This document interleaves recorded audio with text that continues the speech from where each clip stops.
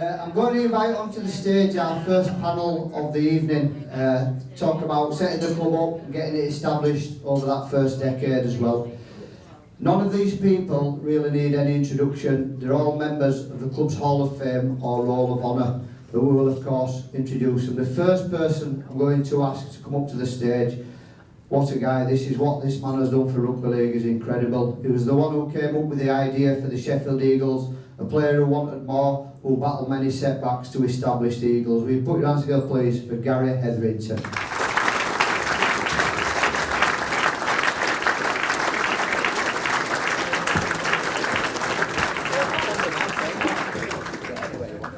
Thanks Gary. To join him on stage from the rugby league family, who along with Gary helped create the Sheffield Eagles, can you put your hands together for the lovely Kath Hetherington.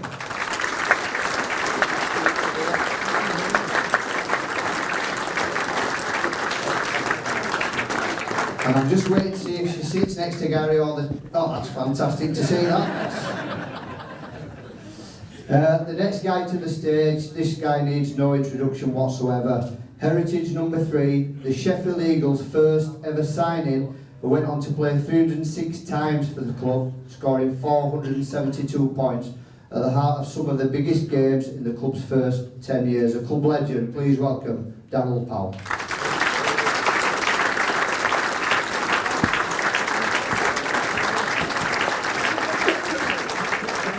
And to join him on stage, Heritage number 22, he played for the club 350 times, that is an incredible amount of appearances, in almost every position as well, scoring 270 points. Can you give a massive round of applause for the one and only Mark Gamson.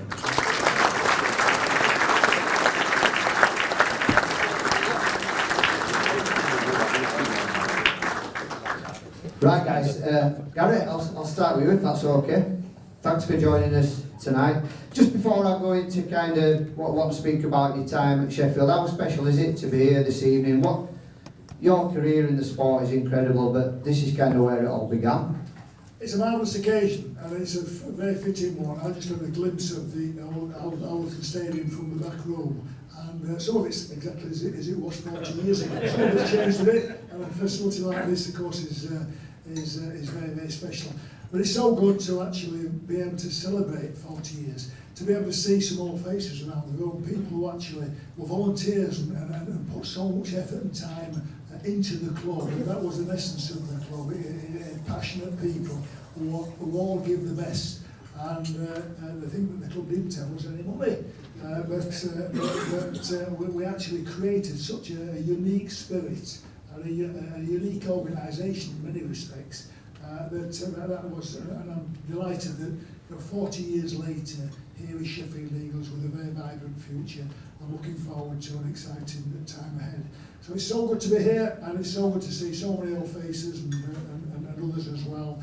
People I've not seen for quite a while actually, but very, very special night. I think we all should feel quite privileged to be part of it.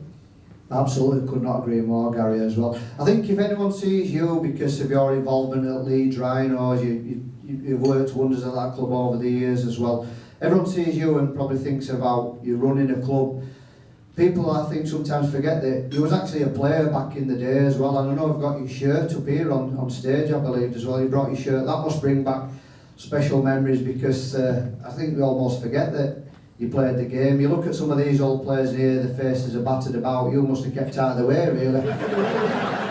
Pretty well, and yes, I knew I'd still got the shirt. I've never really saved programmes or memorabilia from the playing days, but I did know that I did have the shirt.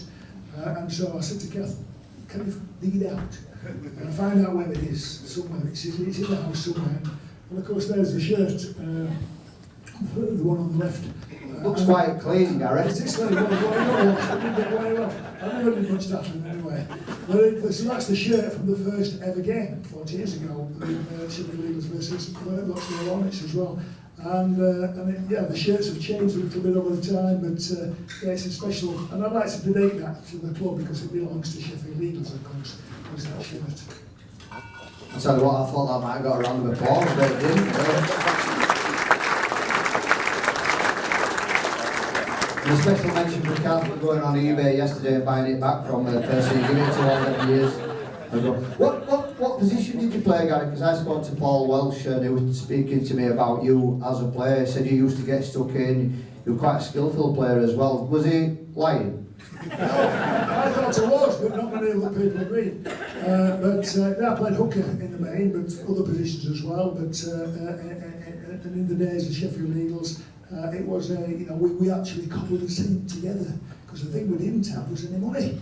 As you mentioned, Telvista was going to be a major sponsor of the club, and went bust before the season started. So we actually started with about £13,000, which was the money that Kath had earned selling double glazing. She was a really good double glazing salesperson, was Kath. And this was in 1984, and because this was the height of the miners' strike as well. So we had to make do amendments. So when we talk about some of the major challenges at the time, major challenges, we were insolvent basically. We didn't have any money. We're just going to find a way of muddling through. When people talk about pressure now, we've run 2 or 3 games, people say, yeah, it must be under pressure. Pressure is when you've got a problem and you don't have a solution. And there are many occasions where we're going up to the end of the month and we didn't know where we were going to pay the wages from. That's pressure. And we always found a way. But those were special times, and we get a lot of learnings from that as well. Do you know, it's really nice to hear you talking like that, and you forget the struggles you come through as well. I love seeing you now at Leeds Rhinos, and quite clearly you're absolutely minted nowadays as well, which is good to see. You turned out all right in the end. Just going to ask you, when you look back, you've had so many proud moments in this great sport of rugby league, Gary, but what do you look back on most proudly of your time with Sheffield Eagles? Survival was the funniest, I remember, we used to have board meetings in our house, and Dick Pepper used to come along, and we once had in the first year we had a board meeting, and the bank manager came to the meeting, and he actually gave us a bit of a sermon on the responsibilities that we had as directors, and that in his opinion, we should look at closing the club down. And after about 40 minutes, I remember saying to him, well, Brian Locke, they called him. He was the co-op bank in Sheffield. Brian Locke. I said, Brian, thank you very much. Everything you've said makes eminent sense. I cannot disagree with the word you said. It's all absolutely. However, we're not going to back up.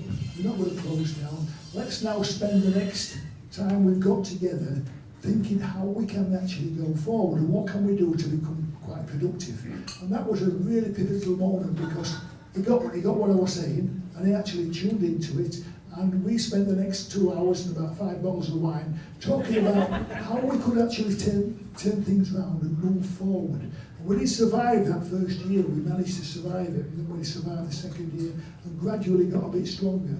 So, when you talk about successes, to actually get promoted after 5 years was a terrific achievement. And to win the Premiership, the Second Division Premiership at Old Trafford was a really good achievement.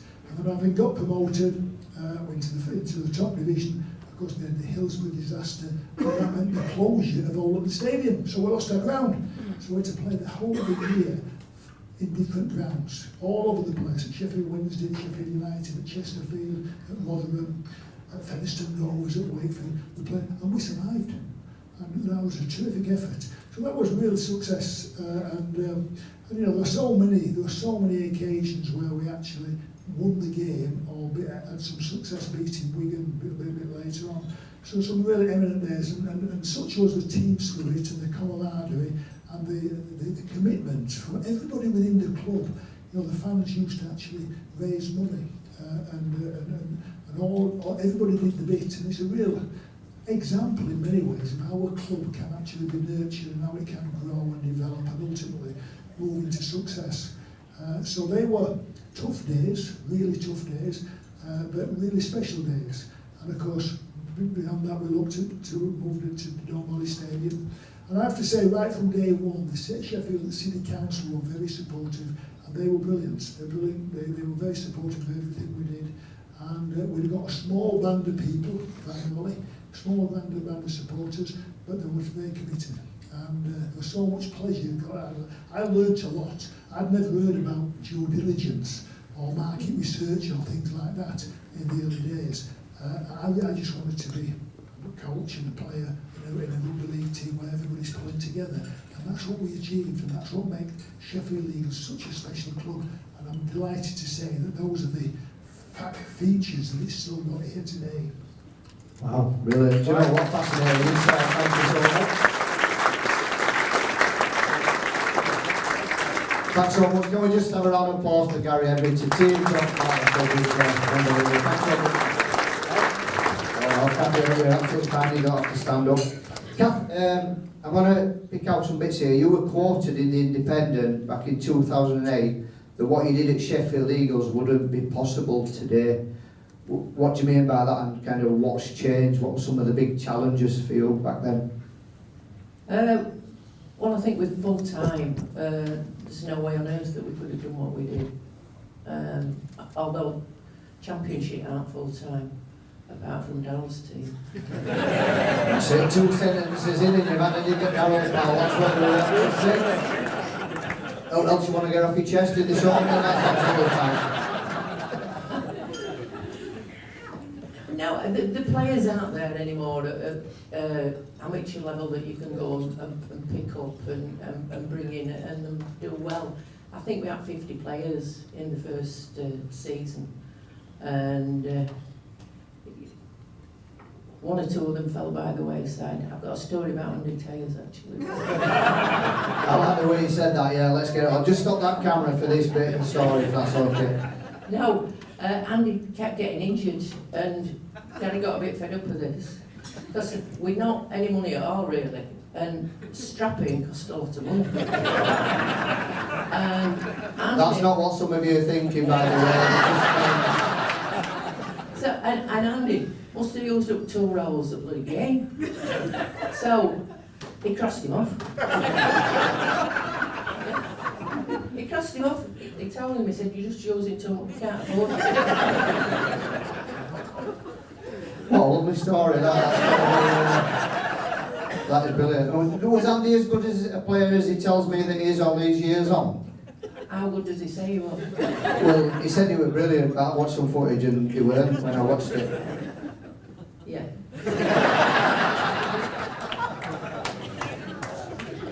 I'm liking you, Kath. I should have got you up first instead of Gary. The man's more interesting, really. Dr. David Duray, he said in the first ever programme that Sheffield would be a friendly club and that would attract better players that way. I think probably to this day, I would say coming over and doing events for Sheffield, they've always been very much a friendly club. Yeah, look, of all my time in the game, Sheffield was the happiest time. We've had some laughs, we've had some downs, but it was a really, really good time. You know, some of the things I can think of today and just smile about. Me and Kath Owen going on a bus up London Road to buy a drum. A bloke came into the shop one day, and if he were 45, I'm being kind. And he shuffled about, and so me and Kath said, can we help you? And he said, well, I've watched this game, he says, and I fancy playing. And he was serious. He was dead serious. I had to go upstairs. I couldn't You weren't Andy Tyres again, were you? It's not done. And what about Gary? Because I always say that whenever I come across the Leeds Rhinos and Gary gets up and he's done amazing, but as a player, you've probably got the memories of Gary as a player. What was he like? Well, I was his biggest critic, so... Yeah, that's what I want to hear. Tell us some more, please. Yeah, I mean, the thing is with Gary, when he played at York, he played in every position, even prop. And that's because he could run, and he was a hooker, they decided he couldn't hook the ball. So he was a victim of his own pace, really. From that point of view. Wow. Do you know, I didn't know we had something in common as well, because I actually played every position for Illingworth, my amateur club in Halifax. They just tried me in every single one and I ended up on bench. I was shouting everyone, to be fair. So we've got something in common there, Gary, as well. I forgot what I was going to say now. You mentioned earlier, Gary mentioned about 13 grand in bank. I mean, I've got to know you quite well. How much have you got in the bank now? I think Rick Richard Pipes in the audience. He's our financial advisor, so you better ask him. Yeah, let's get him up where he's plays. Yeah. It's funny really, when you think about Sheffield Eagles, you mentioned Gary was at York. If Gary would have got the coaching job at York, he probably would not have. Sheffield Eagles might not have even existed. Yeah, that's true, but I think he was never going to get that because he was never going to tell them what they wanted to hear. Right. And they were very sort of backward thinking club. Right. We've actually got York, got a table.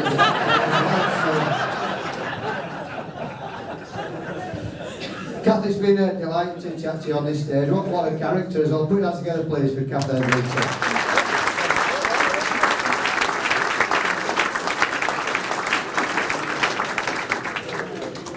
This guy needs no introduction, an absolute legend of rugby league as well. Daryl, thanks.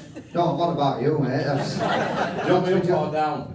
Hey? You want me up or down? No, just stay there, mate. No, just stand up so I can see what you're wearing and then I'll sit you back down. That's So I'll give you a chance. Go on. all right. All right. We're videoing this, we're going to have to airbrush that jacket out. You've had a tough day. They had a bit of a pop at you there about Championship Club Wakefield. Congratulations, you've had an amazing season as well, I've got to say that. You're still loving your rugby league as well? Oh yeah, absolutely. I think just the game itself, just looking at that pitch, I look pretty miserable on that. Everybody says I'm miserable anyway when I'm coaching, and I look the same there. It's just in the game itself. I've loved it since I started. To be honest, I think what it embodies, what it does for people.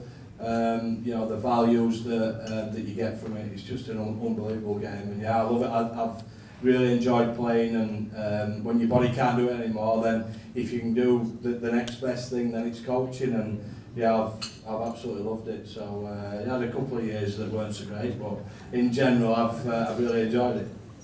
Thanks, Daryl. We're trying to capture the history of this club. You were actually the first ever signing for Sheffield Eagles. What were kind of your motivation for signing? Because I know there probably other clubs wanted you at that time. Yeah, we want money. So I'm just asking you a question. Because Gary talked about not having much money, and he was right. I mean, Tel Vista was the company that he spoke about, and Tel Vista sponsored the club, and we had a guaranteed contract, and I know it wasn't massive money. It was £50 a week, I think it was. So it was £200 a month guaranteed, and then we had some playing bonuses on top of it, but we never got to that. So they went bankrupt straight away. So then Gary got us all in a room. He was very good at that, Gary. He used to get you in a room and offer you all the same contracts, and then generally you signed it. And I'm not rich, I'm never going to be rich because I played for Gary most of my career. So, and Tel Vista was that starting point where they went bankrupt. I had an opportunity to go to OKR right at the start of my career, but I thought this was the right place for me. Gary did a great sell, came to watch me playing for Red Hill, and I just thought it was the right place. And as it turned out, I think everybody will talk about the spirit and togetherness, and Gary has already alluded to it, camaraderie, and I think it's still here now. I think all the players that are playing for the club at the moment will say that. And it's been one of those clubs all the time where right from the start, I learned a lot from Gary and what he did, how he, and I know Kath was had a real good eye for players, but then Gary taking over that and creating a special bond in a team, that's what rugby league is built on really, and we had that right from the start, and we had some great times, and Gamma will tell you about a few more of them. He's got a great memory for that stuff, Gamma. I've been drinking, yeah. The game was a little bit different back then, but yeah, the camaraderie and togetherness of the club was, and I'm sure still is, very special. It's nice to think, Daryl, listening to you talk about that, you playing in the first game, what you went on to achieve as a player. I watched your career, I watched you play for Great Britain so many times. When you look back, you almost have to pinch yourself from that first game to go on and represent your country. It must be been some journey. Yeah, well, you don't really know as a young player, do you? You just go and you get an opportunity to play professional, and you just work hard and see how good you can get, really, and then you get some opportunities along the way, and it's just about taking them, really. And you know, I stayed. I was there for 11 years, and then had an unbelievable time. I mean, funny enough, the story that when I did leave, it was around the time that Super League was coming in. And I signed for Keighley on the 1st of April. Right, now that's April Fool's Day, that, isn't it? Everybody knows April Fool's Day, don't they? Right, 4 days later, Super League came in, right? I signed for Keighley. So Keighley were going to get promoted that year. So I signed for Keighley. Well, look, I'd had a fair time here. I was moving on to a team that had some ambition.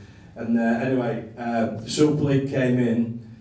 4 days later, Keighley didn't get promoted, and everybody were getting handed out loyalty bonuses of about 100 grand. So I didn't get a loyalty bonus, and I was in the 2nd division, and I'm sure Gary knew, but he never told me. He said he didn't, but I just thought he did.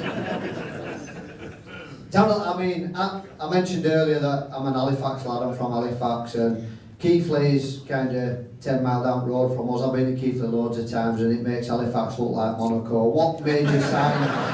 What was actually going through your head when you thought, yeah, Keighley, that's a great idea, that? Well, do you know, it was an interesting club because there's a fair bit of razzmatazz around it. I mean, they talked about Paul Mania back in the day, but they sort of started it, Cougar Mania. I mean, the paw prints are still there now at the back of the ground.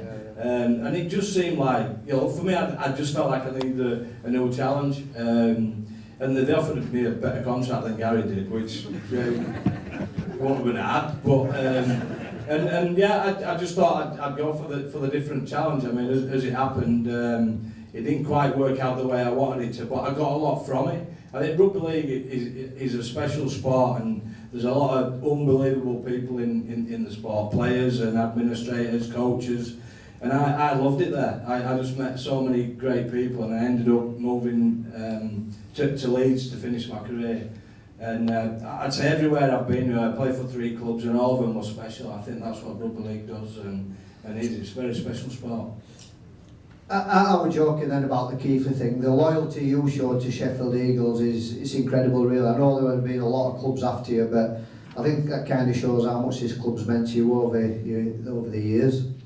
Yeah, absolutely. You know, I think you know, proud to see, you know, this for 40 years, and I know there's been a real journey and difficult times along the way, but then special times. You've mentioned some of them. You know, you talk about the Challenge Cup, and I was coaching at Featherstone when we lost to Sheffield in the grand final. You know, the 1895. You know, really special times and unbelievable, really, looking back at that performance against Wigan back in the day. I was on a camp in Tunisia with Leeds at that time, and I couldn't believe it when the news came through, because it was just a complete mismatch. But I think rugby league, more than any other sport, you know, when a team gets together and has a real special bond about it, then you can do unbelievable things, and that's one of the most iconic days in rugby league history, to be honest. So for Sheffield to be a part of that is something very special. Could not agree more as well, Daryl. Just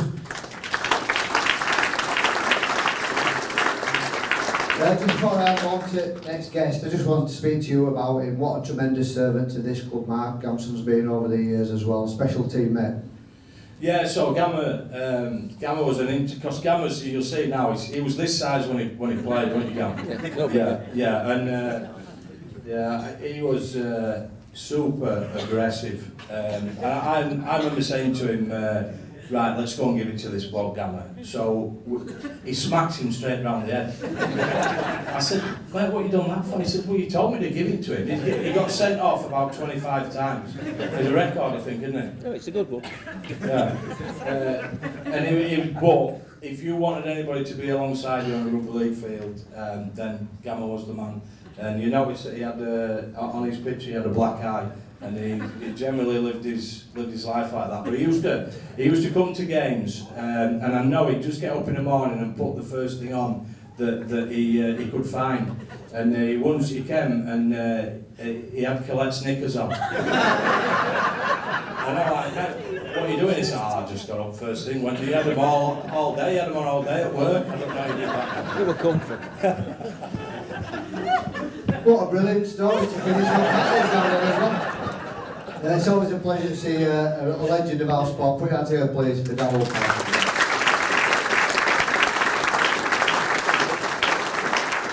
And last but certainly not least, I want to move on to Mark Gamson. Mark, thanks for joining us this evening. I'll start off with let you defend yourself against Daryl's words, really, because you are looking quite aggressive at the moment. Well, it's just I've looked at that first ever photo. I'm not on it. I signed with a 4-match ban. So that's why I'm not on the first ever photo. First ever game, Gary says you'll be playing Rochdale. I says, well, what's fourth game? He says, I don't know. I says, well, I'll play then. I've got a 4-match ban. Have you had a lot of aggression issues throughout all your life? No, I've calmed down since I've stopped playing. Really? I'll be honest, you're scaring me, mate. You look proper art still to this day as well. I want to speak to you about your own career, but just want to speak about the guy at the side here, Daryl Powell. I know he don't like talking about himself, but what a player. It must have been a privilege to be in the same team as him. Oh, Daryl was a great player. He was a better player than me. He had a lot more talent, and he probably showed a bit more dedication than I did. Yes, that is correct. You are right there.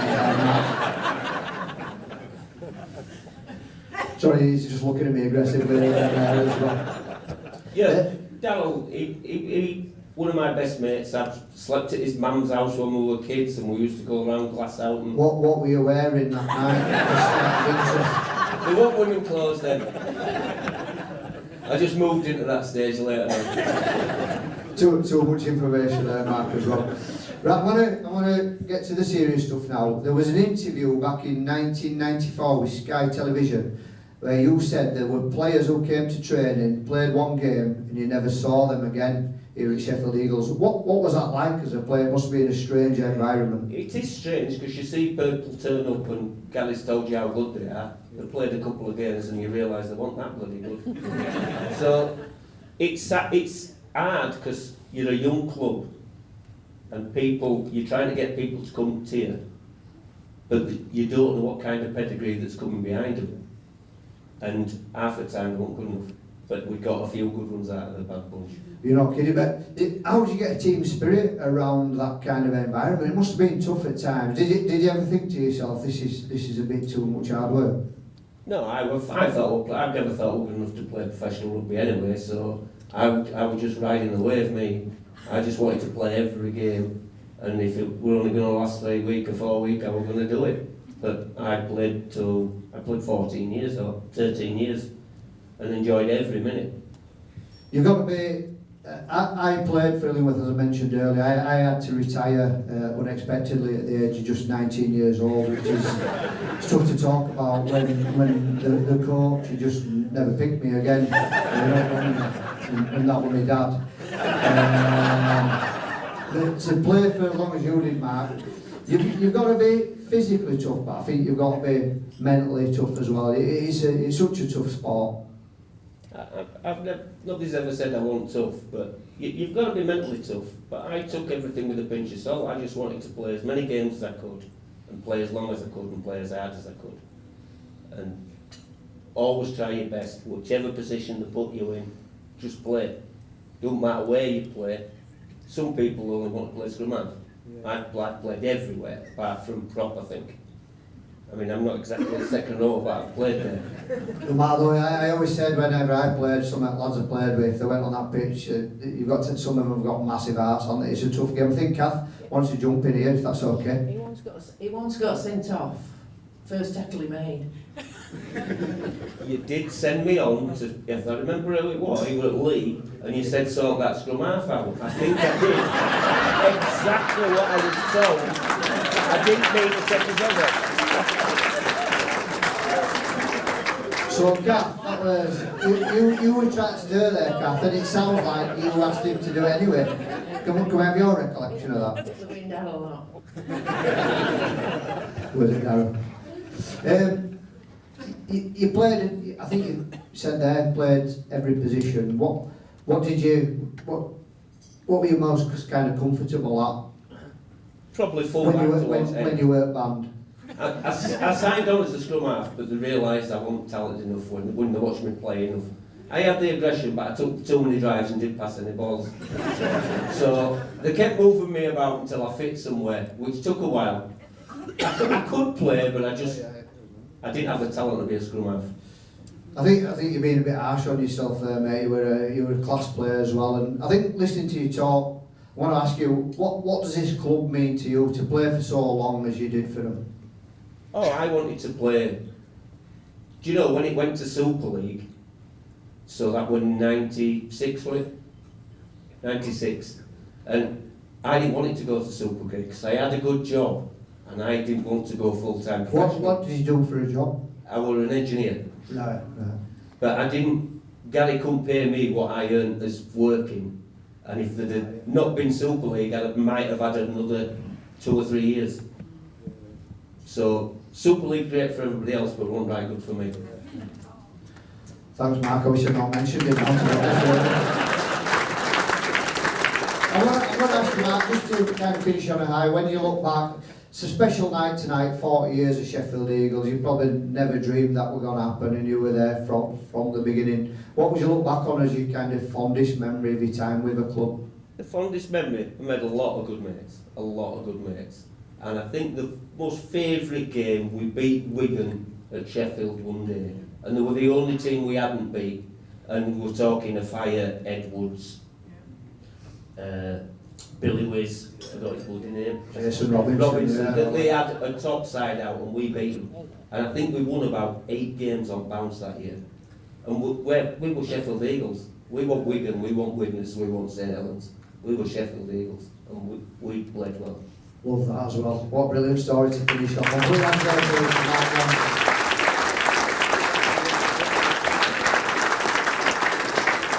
You know, I'm going to be honest, I didn't know what to expect. I really enjoyed that. It's felt like 5 minutes listening to these guys. Thank you so much for coming up and sharing your memories. It's unbelievable. Can you put your hands together, please, for Mark Gamson, for Daryl, Powell, Kath Hetherington, and Gary Hetherington.